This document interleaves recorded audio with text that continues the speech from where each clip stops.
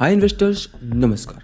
आज हम इस वीडियो में जानने वाले हैं कि कैसे एक right P to P platform को चूज करके इन्वेस्टमेंट कर सकते हैं। कैसे आप P to P lending platform पर इन्वेस्टमेंट कर सकते हैं। बिकॉज अगर हम इन्वेस्टमेंट के मेजर ऑप्शंस देखें तो हमें अवेलेबल होते हैं मार्केट में इन्वेस्ट करना या तो फिर बैंक में डिपॉजिट करना। बैंक में डिपॉजिट करने से हमें रिटर्न मिलता है 6 से 7% के आसपास। हम जब मार्केट में इन्वेस्ट करते हैं तो हमारा रिटर्न जो है बहुत ही ज़्यादा फ्लक्चुएट होता है, जिस वजह से हम अपना धैर्य खो बैठते हैं और लॉस कर बैठते हैं। अब यहाँ पर आपको तीसरा ऑप्शन देखने को मिलता है, that is P to P lending. P to P lending के थ्रू से आपको काफ़ी हाई रिटर्न देखने को मिल जाता है विद लो वोलेटिलिटी। रिस्क रहता है, लो वोलेटिलिटी। कैसे? अब जैसे कि आप इन्वेस्टमेंट करते हैं P to P lending platform पर, पैसा जब आप पार्क करते हैं तो वो पैसा मल्टीपल्स ऑफ बोरोवर्स को जाता है। अब मल्टीपल्स ऑफ बोरोवर्स जब आपको पैसा वापस करते हैं तो पैसे के साथ आपका इंटरेस्ट भी आपको मिलता है, और ये कितना होता है? अप टू 12-14% तक का होता है। बट ये 12 to 14% तक का रिटर्न पाने के लिए आपको थोड़ा सा रिसर्च और अपडेट रहना चाहिए। तो पी लैंडिंग प्लेटफॉर्म में इन्वेस्ट करने का सबसे पहला rule, don't rely on any P to P lending platform for more than 2 year. ये सारे रूल्स मैं बना रहा हूँ। क्यों? क्योंकि जो हमने पास्ट परफॉर्मेंस देख रखे हैं बहुत सारे P to P lending platforms का, उसी बेसिस पर बता रहा हूँ। लाइक ज़्यादातर P to P lending platform जो होते हैं 1 साल 2 साल तक अच्छा परफॉर्म करते हैं, लेकिन उसके बाद उनका रिटर्न्स काफ़ी इफेक्ट होने लगता है। गिने चुने 1-2 P to P lending platforms हैं जो कि आपको कंसिस्टेंसी उस लेवल का रिटर्न्स लॉन्ग रन से देते आ रही हैं, जिनका नाम मैं आपको एट द एंड में बताऊंगा। और अगर इनका रिटर्न्स इम्पैक्ट हो रहा है तो इसका मतलब कि आपको एवरी 1 से 2 साल के अंदर जो है आपको अपना इन्वेस्टमेंट उस P to P lending platform से एक दूसरे P to P lending platform पर स्विच करते रहना चाहिए to get a high and good returns. दूसरा, जब आप किसी P to P lending startup में या फिर कंपनी में इन्वेस्ट करते हैं या फिर किसी P to P lending platform पे जब आप इन्वेस्ट करते हैं तो उनका P to P lending partner कौन है ये जरूर चेक करें, और उस P to P lending partner का एनपीए क्या है। उस P to P lending partner का एनपीए के बेसिस पर, नॉन परफॉर्मिंग एसेट के बेसिस पर जो है मालूम पड़ेगा कि आपको जो रिटर्न्स प्रॉमिस किए जा रहे हैं क्या वो कंसिस्टेंटली आपको आगे भी मिलेंगे या नहीं। बिकॉज लेट गेस कि अगर आप किसी P to P lending platform पर पैसा पार्क करते हो, इन्वेस्ट करते हो विद इन एक्सपेक्टेशंस कि आपको काफ़ी हाई रिटर्न्स मिलेंगे अप टू 24-20% 80% तक का, तो यहाँ पर क्या होगा कि आप जब इन्वेस्ट कर रहे हैं तो एक हाई रिस्क लाइक ऑप्शंस में आप इन्वेस्ट कर रहे हैं। अगेन यहाँ पर जब आप हाई रिस्क पर इन्वेस्टमेंट कर रहे हैं, हाई रिस्क बोरोवर्स को आप जब पैसे दे रहे हो, तो रिस्क क्या चीज़ का होता है कि अगर बोरोवर आपको टाइम पर पैसा नहीं दिए, अगर आपको रिपे नहीं किए, तो आपने जो पैसा इन्वेस्ट किया शायद वो स्टक हो सकता है। अब अगर किसी कंपनी का आपको एनपीए हाई होते हुए देखने को मिल रहा है तो आपको समझना होगा कि वहाँ पर जब आप इन्वेस्टमेंट कर रहे हो तो आपका रिटर्न्स मिले, इसका पॉसिबिलिटीज़ कम होता जाता है। अगेन ये भी हो सकता है कि आपने जो पैसा डाला है शायद वो भी स्टक होने लगे फॉर लॉन्गर पीरियड, राइट। अब जैसे कि हमारा एक मैच्योरिटी अगर मान के चलते हैं कि 3 मंथ का था या फिर 6 मंथ का था, वो 3 या 6 मंथ में जो है एग्जैक्ट अमाउंट हमें जो मिलना चाहिए वो नहीं मिला और थोड़ा डिले हो गया। तो इस हिसाब से आप समझ सकते हो कि पक्का कुछ गड़बड़ है। और क्या गड़बड़ हो सकता है? तो यही कि उस कंपनी या फिर उस पी टू पी लैंडिंग का जो एनपीए है वो बढ़ रहा होगा। अदर जो बोरोवर है वो टाइम पर नहीं दे रहे हैं या तो फिर एकदम डिफ़ॉल्ट कर रहे हैं। लेकिन मेनली जो एनपीए होता है वो उन पर डिक्लेयर होता है जो एकदम डिफ़ॉल्ट कर जाते हैं और पेमेंट ही नहीं करना चाहते, राइट। लेकिन अगर कोई बोरोवर कुछ समय के बाद डिले करके रीपे करता है देन हम इसे एनपीए काउंट नहीं करेंगे। क्लियर? तो इस चीज़ का आपको ध्यान रखना होगा। तीसरा, आपको ये भी ध्यान रखना होगा कि आखिर वो P to P lending platforms कैसे काम करते हैं और इनका पास्ट परफॉर्मेंस कैसा है। मतलब कि जब आप देखेंगे कि ये P to P lending platforms escrow को यूज नहीं करते हैं, खुद से जो अपना पैसा डायरेक्टली एक बोरोवर से लेकर के लैंडर के पास जाता है, तो ऐसे प्लेटफॉर्म को आपको अवॉइड करना चाहिए। जिस भी P to P lending platform में एस्क्रो यूज होता है, एस्क्रो अकाउंट को यूज किया जाता है, जो कि आरबीआई के द्वारा ही बनाया गया अकाउंट है, जिसके थ्रू से क्या होता है कि वो पैसा एक बोरोवर के पास जाता है, एक लेंडर जैसे में कि वी आर हम इन्वेस्ट करते हैं, लैंड करते हैं, तो वो लेंडर के थ्रू से जो डायरेक्टली बोरोवर्स को ही जाता है। उस पैसे को किसी और थर्ड पर्सन यूज़ नहीं कर सकता, या फिर थर्ड अनदर रीजंस के लिए उसे यूज नहीं किया जा सकता है। कंप्लीटली वो पैसा बोरोवर्स को जाएगा। क्लियर? तो यहाँ पर अगर एस्क्रो है तो आपको जो है ऐसे ही P2P लैंडिंग प्लेटफॉर्म को चूज़ करना चाहिए। उसके अलावा आपको ये भी देखना होगा कि इनके पास्ट परफॉर्मेंस कैसे थे। ध्यान रखिएगा कि P2P लैंडिंग प्लेटफॉर्म का जो परफॉर्मेंस वाले सिनेरियो है, वो मार्केट के रिटर्न से कंप्लीटली डिफरेंट है। P2P लैंडिंग प्लेटफॉर्म के जो पास्ट परफॉर्मेंस या फिर पास्ट रिटर्न्स हमें देखने को मिलते हैं या फिर मिले थे, जो कि पहले आपको 24%, 20% के आसपास देखने को मिला होगा, या फिर 18% के आसपास भी देखने को मिला होगा।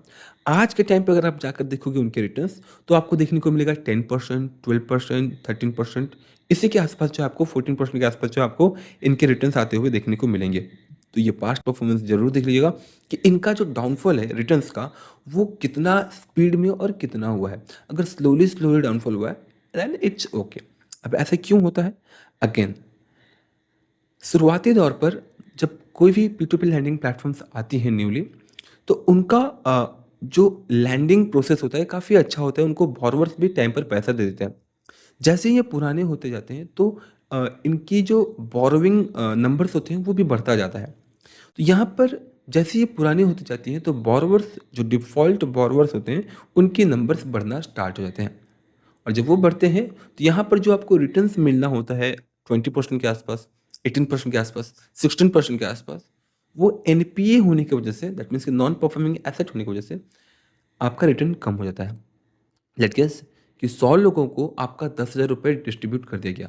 उन 100 में से अगर 4 ने आपको पैसा वापस नहीं किया, अगेन ओवरऑल हम इसे 4% का एनपीए मानेंगे, राइट? तो उस 4% को, अगर आपका जो रिटर्न है लेट्स गेस 20% के आसपास था, तो वहाँ से 4% के आसपास उसको माइनस कर दिया जाएगा, एंड वहाँ से जो है अगेन आपका रिटर्न डाउनफॉल आपको लाइक कम देखने को मिलेगा। तो इसी प्रकार से जो है पास्ट परफॉर्मेंस ज़रूर देखें। पास्ट परफॉर्मेंस की बेसिस पर ही मालूम पड़ेगा कि आगे आपको और कितना रिटर्न्स मिल सकता है, या फिर आप क्या एक्सपेक्ट कर सकते हैं। एंड इसके बाद fourth and the very important point, कभी भी डायरेक्टली किसी P2P लैंडिंग कंपनी के पास या फिर उसके वेबसाइट पर जाकर इन्वेस्ट ना करें। फॉर योर बोल सकते हो आप प्रेडिक्टेबल रिटर्न्स एंड सेफ्टी के लिए ये लाइन मैं आपको बता रहा हूँ। फॉर एन एग्जाम्पल, जब आप लिक्विड लोन्स, लेनदेन क्लब या फिर इस टाइप के जो भी डायरेक्ट P2P लैंडिंग प्लेटफॉर्म थे, उन पे जब आप डायरेक्टली जाकर के इन्वेस्टमेंट करते हो, तो यहाँ पर आप हाई रिस्क और हाई रिटर्न्स के गेम पर लाइक अपना बेट लगाना स्टार्ट करते हो। तो जब हाई रिटर्न्स वाले बेट लगाना स्टार्ट करते हो, यहाँ पर आपका रिस्क भी हाई हो जाता है, और अगेन जब आप डायरेक्टली इन्वेस्ट करते हो, तो यहाँ पर आपको मल्टीपल्स ऑफ चार्जेस भी आपको देखने को मिलते हैं, जो कि आपके रिटर्न्स पे ही ये डिडक्ट करते हैं, राइट? दैट्स वाई मैं आपको बोलूँगा कि डायरेक्टली P2P लैंडिंग प्लेटफॉर्म या फिर P2P लैंडिंग कंपनी के पास ना जाए। क्या कर सकते हैं आप? जो इनडायरेक्ट P2P लैंडिंग प्लेटफॉर्म से उन्हें आप यूज कर सकते हैं। अब हम जानते हैं कि कैसे आप इन्वेस्ट कर सकते हैं। तो बता दूं कि करंटली मैं अपनी P2P लैंडिंग इन्वेस्टमेंट के लिए 2 प्लेटफॉर्म को काफ़ी करंटली प्रेफर कर रहा हूं। एक जो कि वन ऑफ द ओल्डेस्ट है P2P लैंडिंग प्लेटफॉर्म में करंटली अगर देखें, तो दैट इज़ मोबीक्विक एक्स्ट्रा। कितना पुराना है? बहुत ज़्यादा नहीं, 1 से 2 साल पुराना है। 22 के आसपास से शायद ये अपनी सर्विसेज देना स्टार्ट की थी, दैट इज़ मोबीक्विक एक्स्ट्रा। पहले ये कंप्लीटली फ्लेक्सिबल थी। Currently because of RBI guidelines, I understand कि वीडियो थोड़ी लंबी है बट बहुत ही इंफॉर्मेटिव है। अब यहाँ पर जो है आरबीआई की गाइडलाइंस की वजह से यहाँ पर आपको लॉक इन पीरियड देखने को मिलता है, 3 मंथ, 6 मंथ, 12 मंथ, 24 मंथ तक का। यहाँ पर आपको अप टू 14% तक का रिटर्न्स मिलता है। मैं यहाँ पर मोस्टली 3 मंथ एंड 6 मंथ के आसपास का शॉर्ट टर्म का लॉक इन पीरियड लेकर चलता हूँ, जिस वजह से मुझे काफ़ी अच्छा रिटर्न्स मिल जाता है। एंड सेकंड एप्लीकेशन या फिर सेकंड वेबसाइट में यूज करता हूँ, दैट इज़ 13 कैरेट। 13 कैरेट बताऊँ तो रिसेंटली लाइक बीच में ही आया था, बहुत ज़्यादा पॉपुलर नहीं था, बिकॉज इनका स्टार्टिंग से ही लॉक इन पीरियड का सिस्टम था। दैट मीन्स कि अगर आप इन्वेस्ट करते हो 13% के लिए, तो आपको 6 मंथ का लॉक इन पीरियड रखना होगा, 13% पर एनम। अगर आप 12% का रिटर्न चाहते हैं पर एनम बेसिस पे, आपको मिनिमम 3 मंथ के लिए लॉक इन रखना होगा। जैसे ही आरबीआई का ये गाइडलाइंस आता है कि there will be a lock in period, you have to stick with the lock in period. RBI का नहीं बट P2P लैंडिंग कम्युनिटी का ये स्ट्रिक्ट गाइडेंस था। वहाँ से जो है 13 कैरेट काफ़ी पॉपुलर हुआ। और पॉपुलर क्या हुआ, मैं इसे काफ़ी लंबे समय से देख रहा था। I use to invest with the 13 carat because कि यहाँ पर जो रिटर्न्स है मुझे शॉर्ट टर्म में काफ़ी अच्छा मिल जा रही हैं। कीप इन माइंड कि 12% या फिर 13% अगर मैं बोल रहा हूँ तो एनुअली, मतलब 12% पर एनम के बेसिस पर। तो अगर मुझे 3% 3 महीने में अगर मुझे रिटर्न्स मिल रहा है तो मुझे 12% नहीं मिलेगा, मुझे मिलेगा 3%, 3% मिलेगा आपको, बिकॉज 12 मंथ में 12%, तो 3 मंथ में 3%। इसी प्रकार से जो आपको 13 कैरेट पर मल्टीपल इन्वेस्टमेंट ऑप्शंस देखने को मिल जाती हैं।